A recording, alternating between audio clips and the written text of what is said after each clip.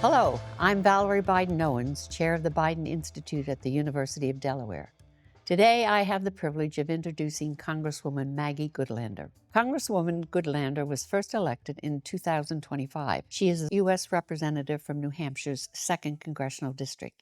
Thank you, Congresswoman Goodlander, for joining us on this episode of All Politics is Personal, a program where we introduce the public to the person behind the politician. Anyone can research your policies and accomplishments, but that's not what we're here today to talk about. We're here to talk about you. Tell us, if you will, about your life growing up, Congresswoman Goodlander. I could start at the very beginning, which is that I was born on Election Day, and in New Hampshire, that's a big day. And I was born, my mom, Betty, was in the State House at the time. We've got the third largest legislature in the English-speaking world here in New Hampshire. In And Little New Hampshire. we sure do. It's a citizen-led government, and everyone serves in the State House at some time. My mom was in there at the time. She went into labor, and she went directly to the polling place to vote before she went to the hospital where I was born. And that is really the spirit in which I was raised. So you are an Election Day baby. I am. Okay, so we have a lot in common, I think, but my birthday is November 5th. It's a good time of year to be born. Were you in your elections? Was any election on your birthday? So I've only had one, and it was your birthday. Oh, we will be really good friends then. I can see it. Do you have brothers and sisters? I do. I'm a middle child, an older sister, Christina, and a younger brother, John. And I grew up, in Nashua, down the road from the farm that my great-grandfather built when he came to this country Where did he come more from? than 100 years ago, from northern Greece, from the Pindus Mountains of northern Greece. It was an amazing community there. They were farmers, and they worked really hard. My great-grandfather came through Ellis Island when he was 16 years old.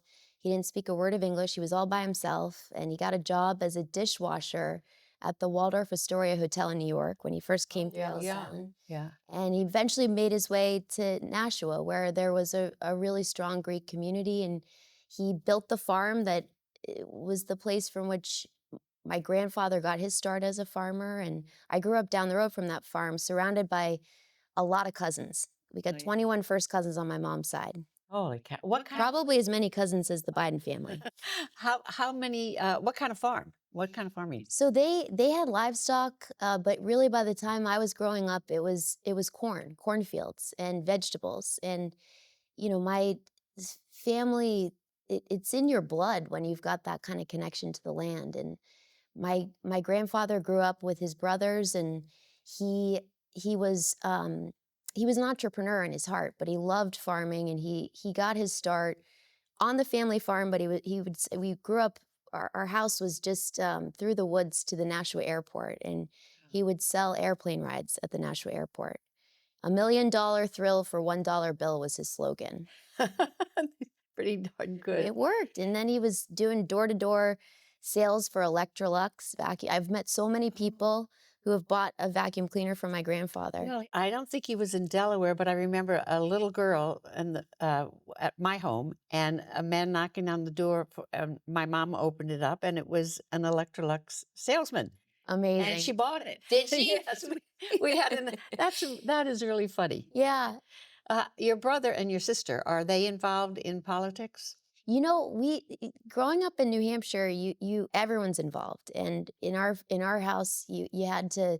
Part of like the real gift of growing up here is we had the first in the nation presidential primary, and we would each meet every candidate, and we had to give our views, and it was always and still is a very lively dinner table discussion. But my younger brother is a prosecutor here in New Hampshire, and my older sister is one of the most creative people. She's a writer, and she's been involved in Republican politics, actually. And so have you, right? Well, I would say I've been involved in public service. I worked for John McCain. Yeah. And I learned so much from him, and he loved Joe Biden so much. He really credits so much of his life to Yes, I remember John meeting McCain. Cindy McCain. And, Yeah. and he, it was interesting. One of my earliest political experiences was at Nashua Child Learning Center when I was in kindergarten. And we had an election, as you do in most kindergartens around New Hampshire. And my mom, it was 1992. My mom was working for George H.W. Bush, and I voted for Bill Clinton in that election at Nashua Child Learning So Center. your family is a definition of bipart walking across the aisle. It's true. It's true. And you followed in your mom's footsteps of elective office. How did you go? I mean, your family is politically active. Yeah. Okay. And you're but there's a difference from political activism to actually put yourself out there and run for Yeah. elective office. What was the switch from that turned for you to go into put yourself out to be elected? Yeah. It's a whole different story. It is. I mean, it is and it isn't. I mean, I in this job, I feel like so much of what I had been doing was advocacy, and really the parts of my work I've always loved have been being with people. But you're right, putting yourself on the ballot is unlike anything else I've ever done. For me, my mom ran for the seat when I was 2 years old, so she lost in her primary to a person whose slogan was "A woman's place is in the home, not the house." And I grew up with this idea that, wow, and here in New Hampshire, we're so lucky. We've had so many amazing women who have served at the highest levels of government here. Wait, her primary was against a man or a Yes, woman? a man, a man. had. Who Okay. said a woman's place is in the home, not the House of Representatives. Yeah, So I get it. Yeah. So and the main argument they were making was, you've got a 2-year-old daughter at home. How could you possibly do this? And that was me. And but I'm so glad she did it, because she showed me what it looks like at such a young age, and that it's possible. And so for me, I've been really lucky. I've had a chance to serve in all three branches of our government. When this seat opened up, it was a really singular moment in my life. My husband Jake and we really want to become parents, and we were years into our journey towards parenthood. But I had lost at 20 weeks pregnant. I had lost our son just a year before, and it was the hardest thing that's ever happened to us. Yeah. But the experience for me, it was just a year after Roe v. Wade was overturned. And we are lucky in every way. I got the health care I needed, but that experience was transformative for me. And I'm talking about basic health care to keep people alive. And this is what I want to be fighting for. And I think the best place to do that is in the House of Representatives. It's going to be a long road towards the kind of freedom. I mean, you have less freedom over your own body now than you did when Yeah. you were my age. I mean, we've lost. It's a generational shift. And I'm so lucky to have a husband who was the first person who called me when the seat opened up and said, "You got to do this." So I'm really lucky to have had that support. But that experience was, it's hard to say. Life is so complicated. So many things feed into why you make the choices you do. I've always tried to go where I thought I could make a difference. And this experience, I think, really was what brought me over the edge to say, I want to do it. What a horrible switch to have flipped to move you into this direction. But thank God that you did. My mother, if she were here, she'd say, God works in mysterious ways. God does work in mysterious ways, and Look- grief does too.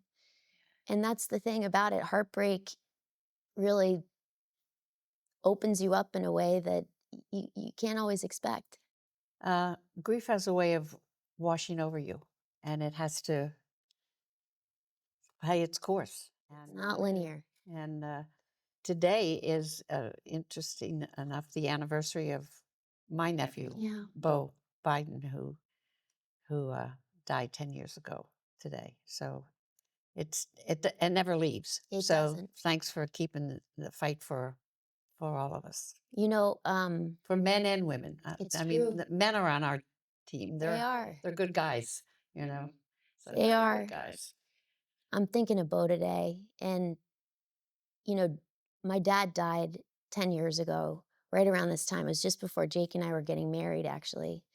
And a letter that I'd returned to and that I've returned to throughout the last 10 years is a letter I received from Joe Biden about my dad. And grief, I think it's it's it's an extraordinary thing when someone can meet you where you are in a moment of heartbreak and say something to you that carries you through for years, for years. Well, I hope we can forget about grief for a little bit, Yeah. but I mean, But the other side of it is love, of course. but life has a way of interrupting. Yeah. Here that grief, and look at the good that you can continue to do. Let's go back to your being a kid Yeah. and high school. Or I suppose you a sidekick with your mom when you were 2 years old. She probably took you with her when she went to work. When you were in school, where did you go to school, first of all? Well, really like the core of my education in a way was in the first grade with an extraordinary teacher named Beverly Carter, who I wonder today if she would ever be able to enter the profession and stay in the profession. She was the most creative teacher I've ever had. She had us doing Gilbert and Sullivan musicals at Birch Hill Elementary School in Nashua. She taught us how to make sushi. She taught us she introduced us to poetry, to Robert Frost, to words that are with me literally every day. And the other place I really learned the most was in the Navy, and that's my dad always said. My dad never graduated from college. He joined the Navy right after high school, and he said he learned everything he needed to know in the Navy, and that was in a way, it's some of the things I learned in my childhood, how to work with anyone who, including and especially people who you don't agree with. But I was really proud to follow in my dad's footsteps. I was in the Navy Reserve for 11 years, and When did you join? I joined actually after I graduated from college. Where did you go to college? I went to Yale College, and I studied history. Did they have ROTC or anything there? They didn't. This was before Don't Ask, Don't Tell was repealed. And that's one of the first things I worked on after I graduated from college and went to the Senate. But there was no ROTC on campus. So I went into the Navy after I'd graduated from college, and I went into intelligence because I looked at every branch and all the jobs, and as much as I would like to think that I could be useful in kicking down doors and other such activity, that was really not my skill set. So And you stayed 11 years? Is that I was there in 11 years, yeah. Good for you. That's what it's all about. I Yeah. mean, service. You have done service in all different ways, different directions. In your family, when you were growing up, did your parents? Okay, your father's a veteran, a naval man, and your mom's in the legislature. Did they have any? Were there any rules that were pasted on the refrigerator, Yeah. or were there any rules that were pasted in your heart Yeah. that in our house we never had a list like take out the garbage, make your bed. But we always knew what we had to do. Yeah. And for you, were there any sayings that you still remember right now the refrains that your mother or father would say to you to keep you on the straight and narrow? I do. My parents, my grandfather, and my Uncle Nicky are probably the four most important people who shaped me growing up. Every morning when I wake up, I think of what my Uncle Nicky would say first thing in the morning. Messy bed, messy head. Oh, yeah. So always make the bed. And it's a deeper thing. My mom would say it is. My mom would say, cleanliness is holiness, but her mantra, the question she would ask and still asks is, are you loving on all four cylinders? Meaning, are you loving with all of your heart, with all of your soul, with all of your mind, and all of your strength? And growing up, it's like, what are these four cylinders? But they reveal themselves over time. But that's the question she would ask. And So I think what you said is beautiful. What inscribed in my heart, I do. I think of what my grandfather would say: "Your word is your bond," which is Yeah, my dad. it's. He was hardworking. He was honest, but it's these mantras that keep you grounded and on the track. But it starts with messy bed, messy head for me every morning. When you had, you said you had 21 cousins, first Yeah, cousins? 21 first cousins on my mom's side. Okay. And did you have family get-togethers? Like, did you get together for Christmas or your birthday besides Election Day? And did you have big events? We did, this might surprise you, but New Hampshire is the most Irish state in America. Well, I know I kind of really love it next to Delaware. I did not know that. We had a big St. Patrick's Day party every year, and it was potluck, and my cousin Robbie Ray would bring his guitar, and my dad made corned beef hash. He was a very creative cook. He would also he had a way of steaming salmon. I think they have actually machines for this now, but he would do it in the dishwasher, actually. I Okay. think there's like a fancy French term for what this type of cooking is these days, but this was what he would do. A big salmon every year, corned beef hash, a big potluck. Everyone would bring something, and a lot of singing and a lot of love. Did your family tell the same story when we get together? Yeah. It's like the first time we've seen each other, and we've just been together the next, the prior day. Yeah. But we sit down and we tell the same stories and we laugh like we've just heard the same joke. And do you remember this? And only family It's true. can play, can play with each other and say the things that we do to each other. But did that happen with you? It really did. We were so lucky to have these people in my life who are the repository of memories and of stories. I really believe we are who and what we remember, and remembering together is one of the most powerful things you can do, and there's nothing like remembering together with your family. And so the story of my great grandfather is and it's an incredible story. It's a heartbreaking one in so many ways, but our family's story to America was so much a part of growing up, and still is for me today. And the being growing up down the road from the farm was so powerful too. I mean, my Uncle George and Aunt Sultana had this amazing kitchen with this little stove, and I probably heard the same stories 100 times, but I can still hear my Uncle George, his voice. He had the most beautiful, I'd say, "Yes, dear, yes, dear." And my Aunt Sultana cooking, I mean, I was so lucky. It is layer upon layer to build the character, Yes. and you evidence it in so many ways. Thank you. You're remarkable, and we're lucky to have you. And I'm awfully glad that you didn't grow up in Delaware, because I don't think our Delawareans could survive. You would be president of the world if you came there. Thank you. Delaware is a special state. I joke with my colleagues now from Delaware because, New Hampshire, we like to say that we're the state that created the nation, but Delaware was the first to ratify the Constitution. That's right. So, But we were the ninth, and we made it happen. So together we can do anything. yeah, my God, we would be a dynamic duo. Yes. Um, do you have time for a couple not so serious questions? Yes. Okay. Absolutely. I'm going Thank you to for doing this. make sure these are rapid fire questions. Great. Where would you go if you weren't doing what you were doing? If I could have any talent, it would be to sing. One word to describe yourself. American. Favorite movie? The Godfather Part 2.